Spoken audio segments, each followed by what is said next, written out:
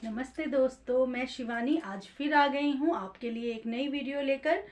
कल हमने जो है फ्यूचर कॉन्टिन्यूअस टेंस के बारे में पढ़ा था। फ्यूचर कॉन्टिन्यूअस टेंस में क्या होता है, किस तरह उसके वाक्यों को आप पहचानेंगे, किस तरह जो है आपको पता लगेगा कि हिंदी का कोई भी वाक्य जो है वो फ्यूचर कॉन्टिन्यूअस टेंस का है अगर आपने उसकी ट्रांसलेशन करनी हो। तो एक बार दोबारा मैं रिमाइंड करवा देती हूँ। फ्यूचर कॉन्टिन्यूअस टेंस के वाक्यों का अगर आपने पता लगाना है तो बेटा हिंदी के जिन वाक्यों के लास्ट में जो है, अंत में जो है रहा होगा, रहे होंगे, रही होगी आएगा, वो फ्यूचर कॉन्टिन्यूअस टेंस के वाक्य होते हैं। अब जैसे कि नाम से ही पता लग रहा है, फ्यूचर फ्यूचर यानी कि भविष्यत काल, ठीक है ना। और कॉन्टिन्यूअस यानी कि प्रोग्रेस में जो काम नियमित रूप से निरंतर चल रहा है, ठीक है। तो इस तरह के वाक्य जो हैं फ्यूचर कॉन्टिन्यूअस टेंस में हमें देखने को मिलेंगे। तो कल मैंने आपको सिंपल सेंटेंसेस के बारे में बताया था और आज जो है हम नेगेटिव सेंटेंसेस के बारे में पढ़ेंगे। तो नेगेटिव सेंटेंसेस का भी सिंपल ही रूल है। सब्जेक्ट के साथ आपने विल नॉट बी और शैल नॉट बी पुट करना है। वर्ब की फर्स्ट फॉर्म के साथ ऑब्जेक्ट आईएनजी लगाएंगे और लास्ट में ऑब्जेक्ट पुट करेंगे, ठीक है।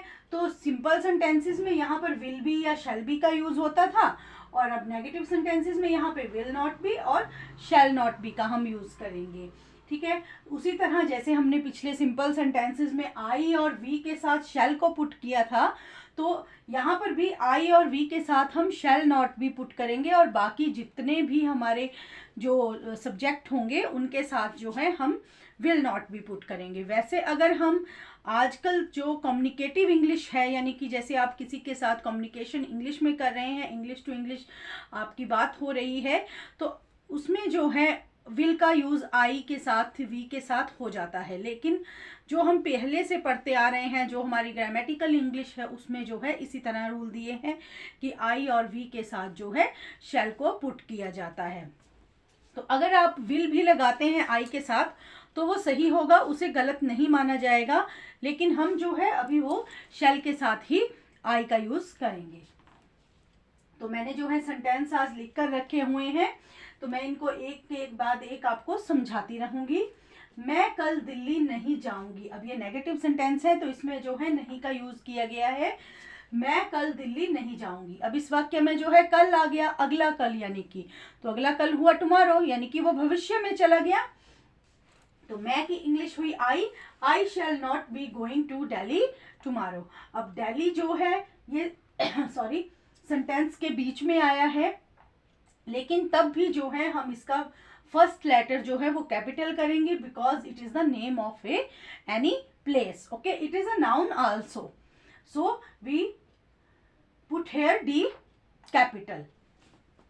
अगला जो हमारा सेंटेंस है, माली पौधों को पानी नहीं दे रहा होगा। Mali means gardener, it is a singular noun. Okay, singular subject है माली। मैंने बहुत से मालियों के बारे में नहीं बताया है, सिर्फ एक माली है जो कि पौधों को पानी नहीं दे रहा होगा।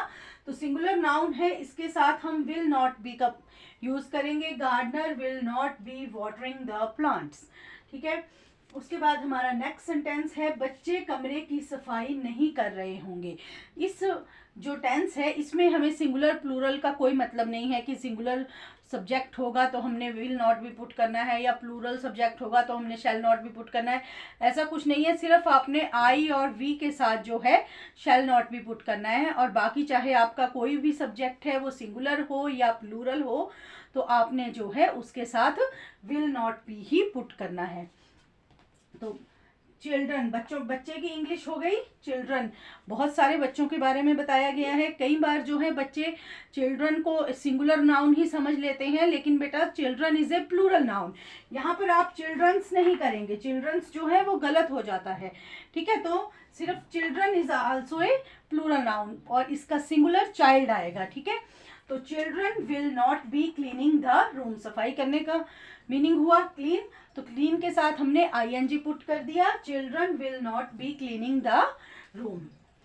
हमारा नेक्स्ट सेंटेंस है पुलिस चोर का पीछा नहीं कर रही होगी। अब police is also a plural noun, because police में जो है कोई एक व्यक्ति नहीं होगा, कोई एक मैन नहीं होगा, एक वुमेन नहीं होगी, पुलिस में बहुत से लोग आ जाएंगे, ठीक है। तो police is also a plural noun, ये तो मैं आपको इसलिए समझा रही हूँ, इसका कॉन्टिन्यूअस टेंस के साथ कोई कंसर्न नहीं है, लेकिन ये आपको इसलिए बता रही हूँ कि कई बार जो है जब हम थोड़ी बड़ी क्लासेस में जाते हैं वहाँ पर जो है नाउन्स में भी एरर्स, जब एरर्स के क्वेश्चन आने शुरू हो जाते हैं, ग्रामेटिकली क्वेश्चन में एरर ढूंढना होता है, तो हम वहाँ पर नाउन के साथ कई बार इज या आर को जो है वो पुट करना पड़ता है, तो वहाँ पे हमें मुश्किल आ जाती है कि ये सिंगुलर नाउन है कि प्लूरल नाउन है। तो इसलिए मैं साथ साथ में कुछ चीज़ें जो है वो क्लियर कर रही हूँ।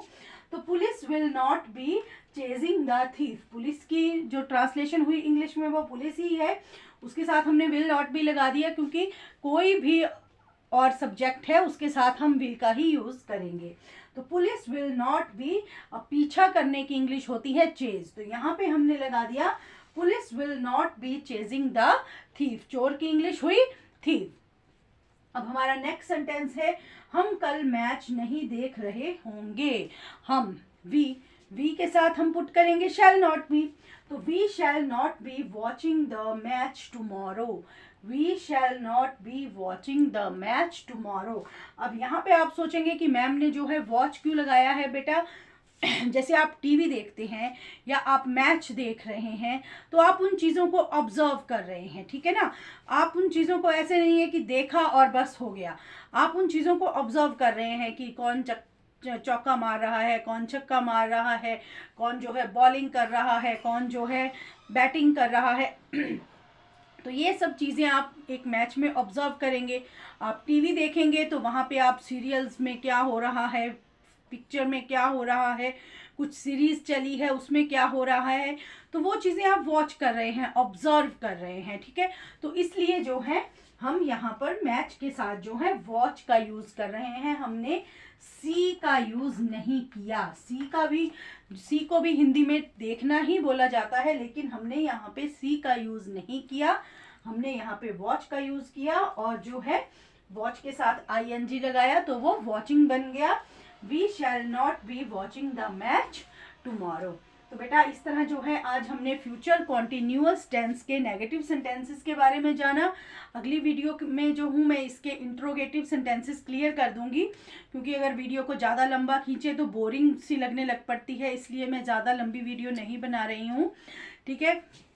आप इस वीडियो को देखें और जो है समझे, टेंसेस को आराम से समझिए, कोई मुश्किल चीज़ नहीं है बिल्कुल। आपको जब आप टेंसेस को समझते जाएंगे तो आपको इनको करने में मज़ा आता जाएगा, ठीक है ना।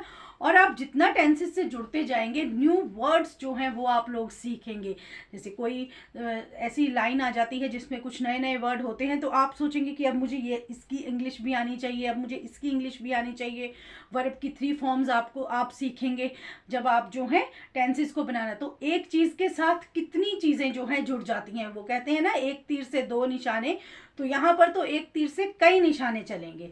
तो इस तरह जो है हमने जो है टेंसेस को बार बार सीखना है, ताकि हमारी जो इंग्लिश है वो पक्की हो जाए, हम कहीं भी मात ना खाएं। तो बेटा अगर आपको वीडियो अच्छी लगे तो लाइक, शेयर एंड सब्सक्राइब ज़रूर करें। Thank you.